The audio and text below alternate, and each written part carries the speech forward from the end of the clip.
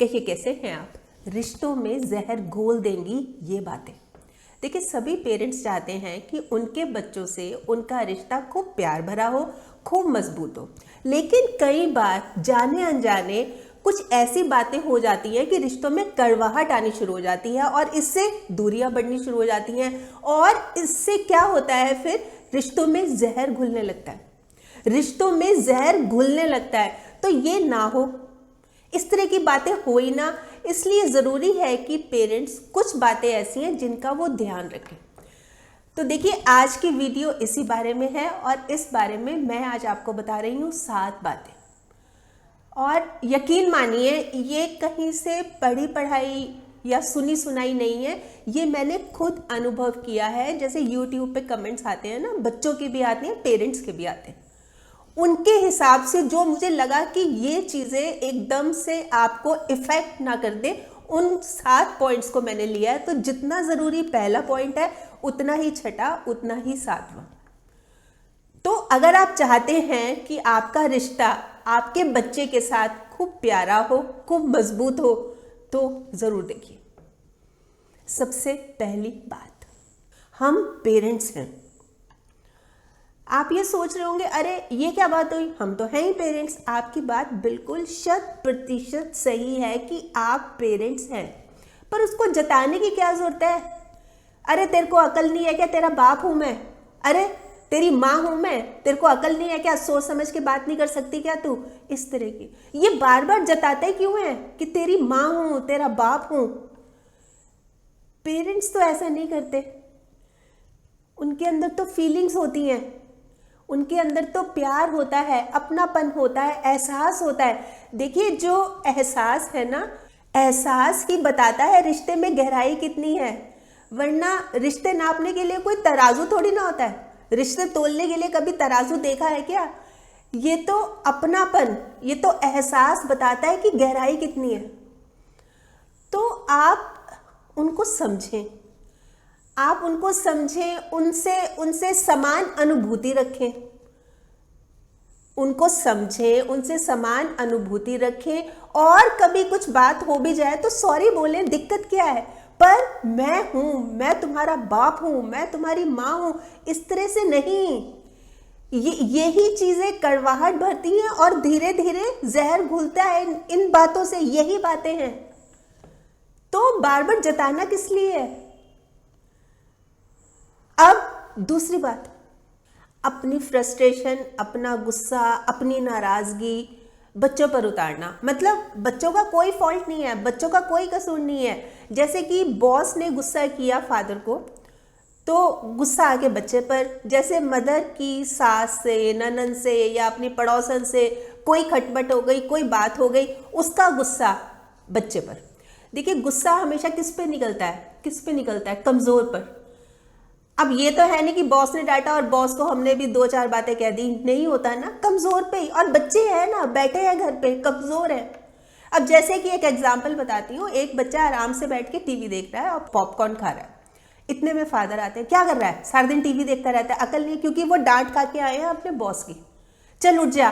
तो बच्चा बिल्कुल आराम से पूछ रहा है, क्या हुआ पापा, सब ठीक है। तू तो बहस करने लगा, तू तो जबान लगाने लगा।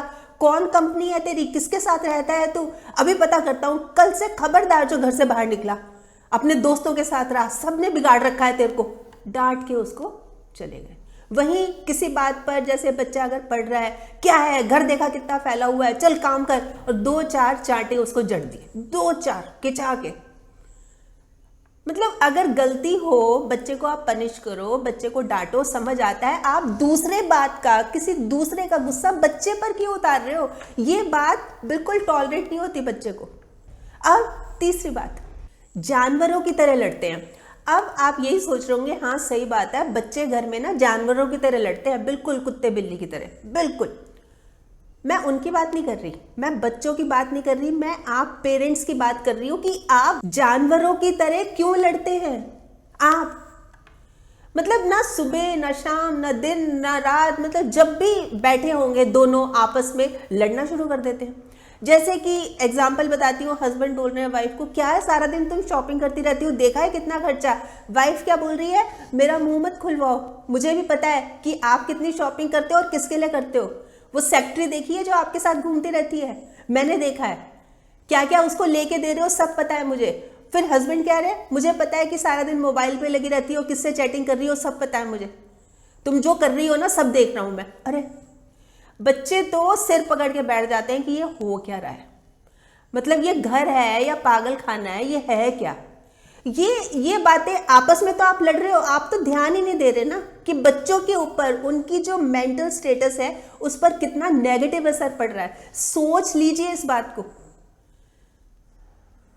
जाने दुश्मन बन जाएंगे, मतलब बच्चे पसंद ही नहीं करेंगे आपको। क्या है ये, कितने बकवास पेरेंट्स हैं, कितने बकवास पेरेंट्स हैं, कैसे कुत्ते बिल्ली की तरह झगड़ते रहते हैं। बच्चे ये कहेंगे आपको। अब चौथी बात, बात बात पर बच्चों को क्रिटिसाइज करते हैं।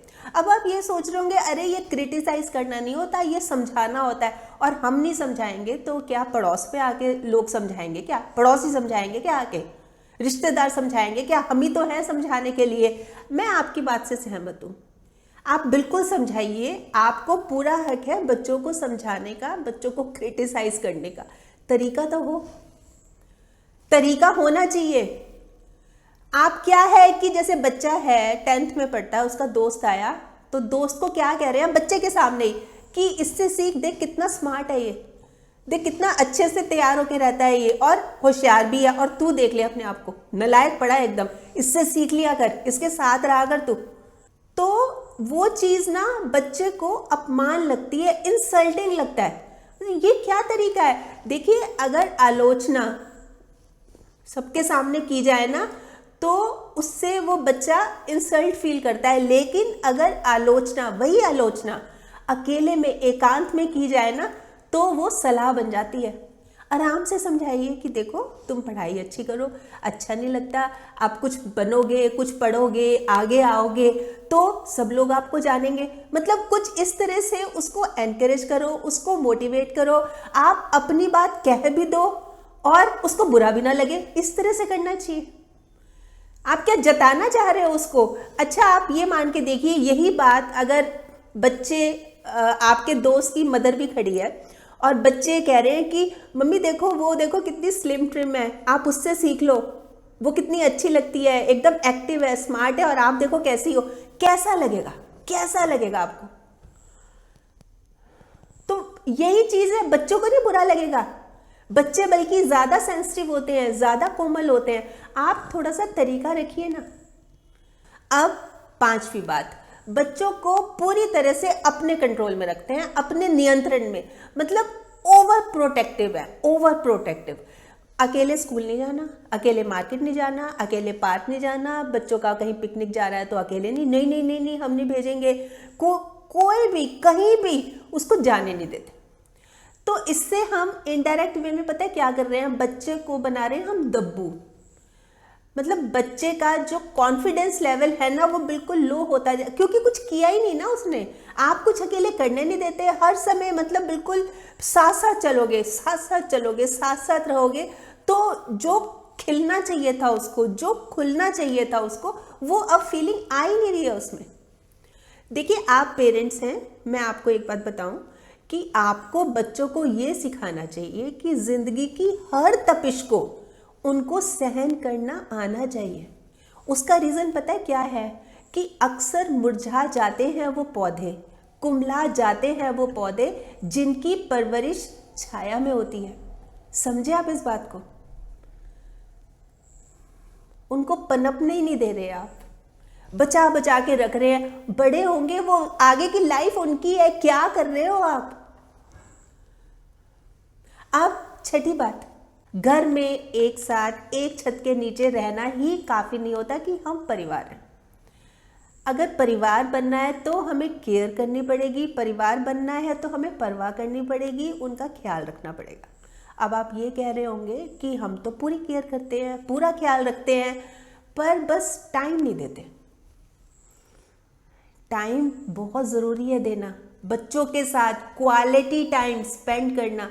आप ये बोल रहे हैं कि सारी फैसिलिटीज़ है, भाई आया भी है घर में कुक भी है, घर में ड्राइवर भी है, बस टाइम नहीं है क्योंकि बिजनेस मीटिंग्स चलती रहती हैं, अच्छा लेट नाइट पार्टीज चलती रहती हैं। अच्छा मदर ये बोल रही हैं कि मेरा तो सोशल इतना सर्कल है, कभी किटी पार्टी, कभी किसी का बर्थडे, कभी ये कभी वो, तो मुझे जाना पड़ता है, टाइम नहीं है, सारी फैसिलिटीज़ दे रखी हैं। अच्छा फिर क्या होता है कि जैसे बच्चे जो हैं सर्वेंट्स के ऊपर डिपेंडेंट हो गए, हर चीज़, मतलब कोई भी खुशी की बात होती है, कोई अपनी बात, कोई अपनी प्रॉब्लम शेयर करनी है तो वो किससे करेंगे? पेरेंट्स तो उस समय अवेलेबल है ही नहीं, वो कर ही नहीं सकते। अच्छा सर्वेंट से क्या करेंगे अपनी बातें? अच्छा कई बार क्या होता है कि जैसे कोई बात सर्वेंट की अच्छी नहीं लगी, मान लीजिए ड्राइवर है या कुक है या आया है, कोई बात उसकी अच्छी नहीं लगी, वो जब कंप्लेन करते हैं तो उसको भी इग्नोर करते हैं। ये तो एक्चुअल में हुआ मेरे साथ। मैंने एक, जैसे यूट्यूब पे मैं बता रही हूँ, कमेंट्स आते हैं, तो एक ने बताया कि मैंने कितनी बार कंप्लेंट की, एक बच्चे ने बताया, उन्होंने सुना ही नहीं, इग्नोर कर दिया। तो वो लिमिट क्रॉस हो रही थी, जब मतलब बहुत टच करती थी, बार बार टच करती थी, तो वो अच्छा नहीं लगता था, पेरेंट्स इस बात को समझे नहीं। तो जब पता लगा पेरेंट्स को, एक्चुअल में जब एक दिन ऑफिस से मदर जल्दी आ गई, उसने देखा तो उसके होश उड़ गए कि ये क्या हो रहा है। अच्छा फिर उसने जो स्टेप लिया, अब बच्चा जो है अपने पेरेंट्स के साथ रहना नहीं चाहता, हॉस्टल चला गया कि मैंने इस घर में रहना ही नहीं है। कड़वाहट भरी, क्योंकि पेरेंट्स ने सुना ही नहीं। सारी फैसिलिटीज देने के बाद भी हुआ क्या? एक ना बहुत छोटा सा इंसिडेंट मैंने पढ़ा था, ये वाला मैंने नेट पे पढ़ा था, कि एक लड़की, उसकी मदर ना तैयार हो रही थी लिपस्टिक लगा के पार्टी में जाने के लिए, तो उसने कहा कि माँ कि आप ये पर्स से, पैसों से भरा हुआ बैग क्या आप माई के पास छोड़ सकते हो, मेड के पास छोड़ सकते हो? तो मदर ने कहा पागल है तू, उसके पास क्यों छोड़ूंगी मैं? तो उसने कहा कि आप मुझे क्यों छोड़ के जाते हो उसके पास? कौन कीमती है आपके लिए? मेरे को तो उसके पास छोड़ गए, पर्स को रख दिया अलमारी में, आपके लिए वैल्यू किसकी है? मेरी कोई वैल्यू है कि नहीं है? समझिए इस बात को। ये जो हम सोच लेते हैं ना, बच्चे, हमें काम बहुत है, ये है वो है, कुछ नहीं है। 10-12 साल की बात होती है, उसके बाद बच्चों की अपनी अलग लाइफ, आपकी अलग लाइफ। थोड़ा सा तो टाइम स्पेंड कर लीजिए, बच्चों की केयर कर लीजिए, ख्याल रख लीजिए उनका, उनके साथ क्वालिटी टाइम स्पेंड कीजिए। अब 7वीं बात, अच्छा मुझे एक बात बताइए, लाइफ किसकी है? ये बच्चों की है, बच्चों की लाइफ अपनी है, आपकी लाइफ अपनी है ना? तो बच्चों की लाइफ में आप खुद डिसीजन क्यों लेते हैं? क्यों नहीं बच्चों को सोचने का मौका देते? उसको क्या करना है, वो इंजीनियरिंग लेगा, डॉक्टरेट करेगा या पायलट बनेगा, ये फैसला आपका ही क्यों होता है? वो क्या हॉबी लेगा, उसको क्रिकेट खेलना पसंद है, उसको स्विमिंग करना पसंद है, उसको तीर कमान चलाना पसंद है, ये डिसीजन कौन लेगा? शादी का, अच्छा इतना ही नहीं है, शादी का, तुमने शादी करनी है, अरे वो बोल रहा है अभी मैं तैयार नहीं हूं, अभी मुझे शादी नहीं करनी, नहीं मैंने अपने दोस्त को बोल दिया, मैं अपनी बात से नहीं पलट सकता, शादी तो तुम्हें वही करनी पड़ेगी। क्या मतलब है, क्या मतलब है? ये ऐसे करते हैं कोई, इस तरह से करते हैं कोई? आप पूछिए उनसे वो क्या चाहते हैं, वो लाइफ में, लाइफ उनकी है। हाँ आप गाइड जरूर कर सकते हैं, आप अलग अलग ऑप्शंस रख सकते हैं बिल्कुल, पर उसका इंटरेस्ट भी तो देखिए ना। वो शादी नहीं करना चाह रहा, क्यों नहीं करना चाह रहा, वो कौन सा सब्जेक्ट लेना चाह रहा है, क्यों ऐसा करना चाह रहा है, समझने की कोशिश तो कीजिए। उसके ऊपर ला देंगे, उसको थोपेंगे, नहीं तुमने तो ये करना ही है एट एनी कॉस्ट।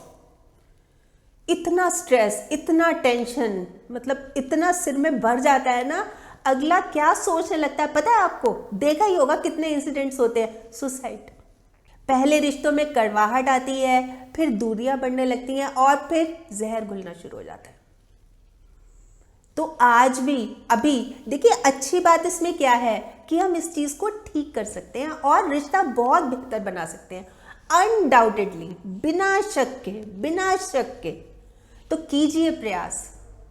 मैं तो दिल से यही चाहती हूँ कि आपका और आपके बच्चों का रिश्ता बहुत प्यार भरा बना रहे, हमेशा के लिए, पूरी जिंदगी भर। वैसे बताएं आप क्या सोचते हैं इस बारे में, आपके कमेंट्स का मुझे इंतजार रहेगा। और हाँ, अगर आपने मेरा ये YouTube वाला चैनल अभी तक सब्सक्राइब नहीं किया तो प्लीज़ कर लीजिएगा, और इसमें ये जो बेल का बटन है ना नोटिफिकेशन का, ये ज़रूर दबा दीजिएगा, ताकि जब भी जैसे मैं कोई वीडियो अपलोड करती हूँ आपके पास नोटिफिकेशन या मैसेज आ जाए। और अगर आपको ये वीडियो अच्छी लगी, आपको लग रहा है कि हाँ किसी और के काम भी आ सकती है, तो प्लीज़ आप इसको शेयर भी ज़रूर कर लीजिएगा। ठीक, बाय बाय।